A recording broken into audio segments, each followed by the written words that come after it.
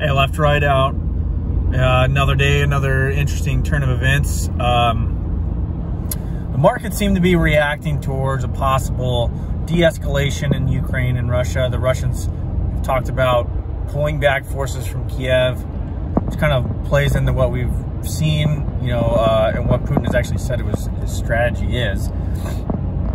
But we'll actually see. We've been kind of told, this goes through the markets. I don't know how many times over the last month. Oh, there's, certain things are happening. It shoots up, down. Because all signals right now are pointing in the opposite direction. All right, we had another surge in home prices, I believe. The inversion in the yield curve, if you look at the 5 to the 30, I mean, you look at, everything is just is screaming at you at this point. And I think even the 10-year, we're still at a solid 2.4, so almost hit 2.5. So I don't know who's buying this, to be totally honest. I don't know who is putting money in the market at this point. It seems very precarious, or if there's just no sellers, they're just waiting for some kind of massive push of monetary policy or something, I don't know. But then again, you look at the Fed, and they're talking about rampant inflation. They're talking about a need to do something. Yeah, we're waiting again to do this half-point rate hike. We'll just keep it at whatever, a quarter point. And then we know that we need to do something drastic, but we're going to wait till the next meeting instead of, preemptively hitting this with at least a half point, or not me, I'd say a lot more. You want to get to a neutral rate at the very least. But at least that's something. But they're not even doing that, right? And their latest balance sheet numbers, they had actually increased the balance sheet by something like $8 billion or something like that. It's pretty insane. But let's talk about something else, because I've talked about shortages in food and in gas and diesel and all that other jazz. There's another shortage that's happening, that's going to happen. It's on the precipice of happening. It's an energy shortage not related to gas and diesel, but in electricity. All right, now hear me out. This is mainly going to impact the southwestern states. Now, over the last several years, there's been a severe drought in the area. Well, there's always droughts running around in the West. Seems to be the nature of the beast. You have really good, solid winters with snowpack, and then sometimes you don't. And then, it's just a cyclical nature of things. What isn't so cyclical, what is a little different, is the massive population movements within these regions, right?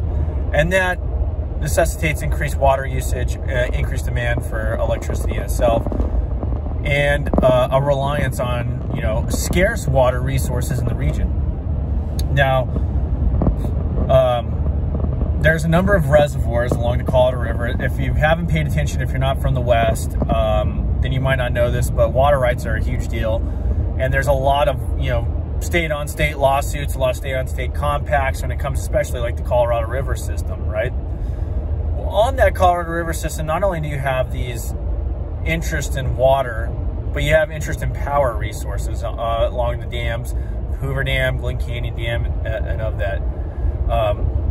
And there might even be, there's a couple other dams there, but I don't know how significant a power generation they are. But those two are fairly significant. In fact, Hoover Dam probably is the most out of the whole gamut around that region. But what is happening with the water levels in both Lake Powell, which would generate power through Glen Canyon Dam, and Lake Mead, which generates power through Hoover Dam, is not being talked about, besides the fact that there is just, outside of the drought.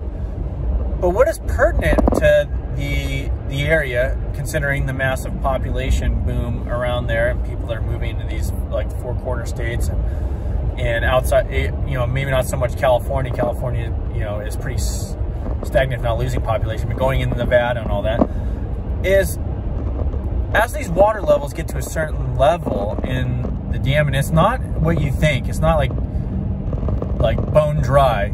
There's a certain level that needs to, the reservoir has to be at in order to move the turbines, right? And once it hits a certain level, they can't generate power.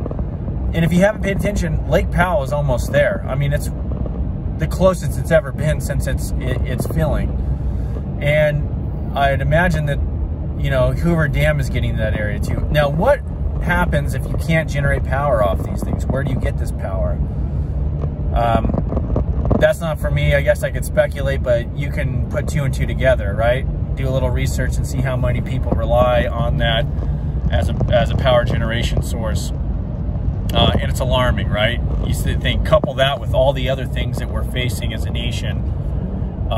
That's just another one to put on the table. So, I don't know what to tell you. Now, there are diverse amount of resources when it comes to solar and wind around the area, but there's not enough for that. And even there, you get some cloudy days, you get some windy days that aren't, you know, aren't as windy. So it's like, how do you store all that other excess power? And hydroelectric is actually probably the cleanest power source, in my opinion.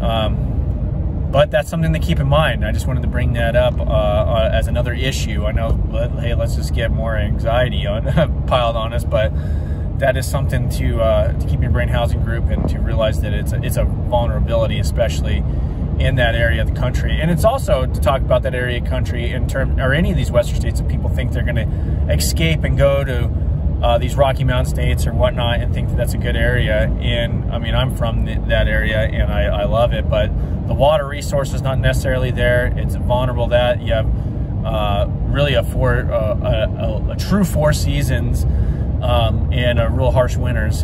So, I mean, if you're looking for an escape area, and affordability is gone now there too,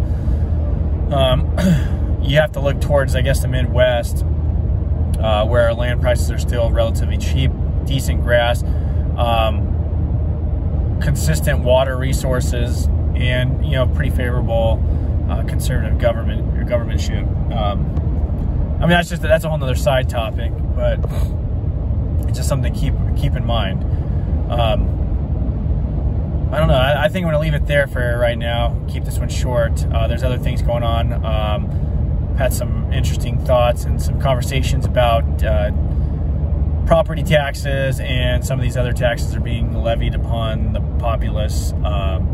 And obviously we've talked about government corruption and whatnot, but these conversations are being furthered along with other folks, some other channels that I've actually written up a little report on the Ukraine-Russia war too, that I might get into a little bit more, but we'll see what's, you know, it's changing, evolving every day. Anyway, I'll talk to you later. Peace.